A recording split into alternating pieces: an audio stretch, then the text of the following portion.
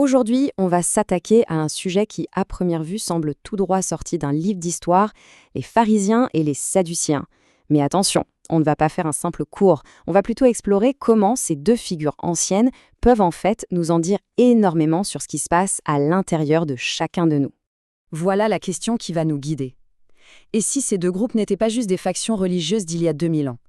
Et s'ils incarnaient plutôt deux tendances profondes, deux voix qui se parlent ou plutôt qui s'opposent constamment en nous? C'est cette piste-là qu'on va creuser ensemble. Cette phrase, elle est vraiment au cœur de notre réflexion. Elle nous dit que les grands récits, les grands conflits de l'histoire ne sont peut-être que le reflet sur un écran géant des dynamiques qui se jouent dans notre propre âme. L'extérieur comme miroir de l'intérieur. Gardons ça en tête. Allez, on commence. Premier archétype, le pharisien. Et s'il y a un seul mot à retenir pour le définir, c'est celui-ci, la séparation. Et ce qui est fascinant, c'est que la clé est déjà dans le nom. Pharisien vient de la racine hébraïque parash, qui veut dire très exactement se séparer. À l'origine, c'est un mot neutre. Après tout, se séparer du mal, c'est le début de la sainteté. Mais se séparer du monde, ça peut aussi être une forme de fuite. Alors un petit point d'histoire, c'est important. Les pharisiens historiques ont joué un rôle absolument crucial. Ils voulaient que le sacré ne soit pas juste une affaire de temple, mais qu'il irrigue chaque instant de la vie. Ils ont voulu préserver l'identité juive dans un contexte souvent hostile. D'ailleurs, le Talmud, un pilier de la pensée juive, est directement leur héritier. Et c'est là qu'on bascule de l'histoire à la psychologie. Le pharisien intérieur, c'est cette partie de nous qui prend nos principes, notre foi, peu importe, et qui s'en sert non pas comme d'un pont pour aller vers les autres, mais comme d'une forteresse pour se protéger d'un monde qu'on juge impur ou menaçant.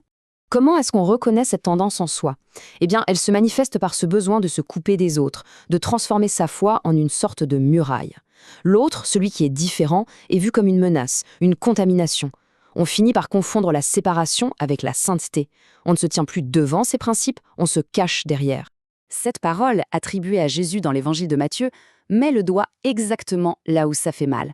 Le problème, ce n'est pas la règle. Le problème, c'est quand l'obsession du détail de la règle nous fait complètement oublier pourquoi la règle existe pour servir la justice, la miséricorde et la fidélité. Ok, on a vu le premier profil. Passons maintenant au second, le sadducéen.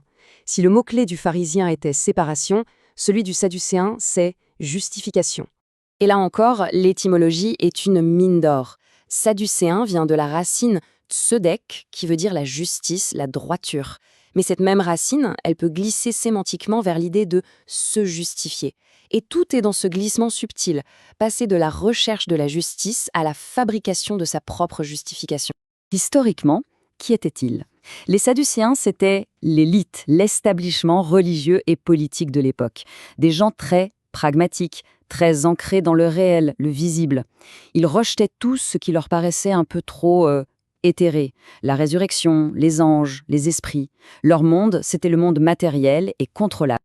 Et donc, le Sadducéen intérieur, lui, a une stratégie complètement différente du pharisien. Il ne fuit pas le monde, bien au contraire, il y est très actif.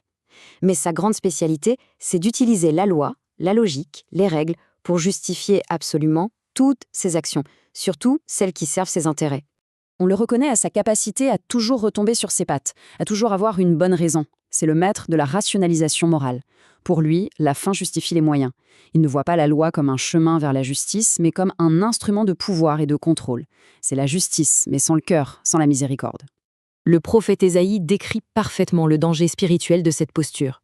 C'est le moment où on devient si habile à tordre la réalité qu'on finit par appeler le mal bien et le bien mal. La loi devient alors un outil pour légitimer l'injustifiable. Bon, on a maintenant ces deux portraits. On pourrait croire qu'ils sont totalement opposés. L'un fuit le monde, l'autre veut le contrôler. Mais si on gratte un peu, on va voir qu'ils ont un point commun fondamental. Et voilà, le point crucial est là. Le pharisien et le sadducéen intérieur sont en fait deux stratégies de l'ego. Deux manières très intelligentes, très sophistiquées de se protéger, de ne pas se remettre en question et d'éviter ce qui est le plus exigeant, une véritable transformation intérieure. Regardez cette comparaison, c'est limpide. D'un côté, la stratégie de la fuite dont la devise pourrait être « je me tiens à l'écart donc je suis pur » et de l'autre, la stratégie du contrôle avec pour devise « j'ai le droit pour moi donc ce que je fais est juste ». Deux chemins différents mais qui mènent au même endroit, le renforcement de l'ego. Alors, la question qui se pose est évidente. Si ce sont deux impasses, est-ce qu'il y a une autre solution ? Une troisième voie? La réponse est oui. C'est ce que la tradition biblique appelle la voie du cœur. Le prophète Michée a une formule d'une simplicité et d'une profondeur incroyable pour décrire cette voie. Ce n'est pas une nouvelle liste de règles compliquées, c'est un programme de vie en 3 points. Pratiquer la justice, aimer la bonté et marcher humblement. Cette troisième voie est donc le contre-pied parfait de nos 2 archétypes. Contre la fuite du pharisien, elle propose la présence au monde. Contre la justification du sadducéen, elle propose l'humilité. Elle remplace la soif de contrôle par la qualité de la relation et la lettre morte de la loi par une compassion vivante. Et donc, pour conclure, la véritable question n'est pas de se demander si on est pharisien ou sadducéen. La vérité, c'est qu'on porte tous, à des degrés divers, ces 2 tendances en nous. Le vrai travail spirituel, ce n'est pas de les juger ou de les condamner, mais d'apprendre à les reconnaître, avec lucidité et honnêteté. C'est seulement en les voyant qu'on peut ensuite choisir consciemment une autre voie, la fameuse voie du cœur.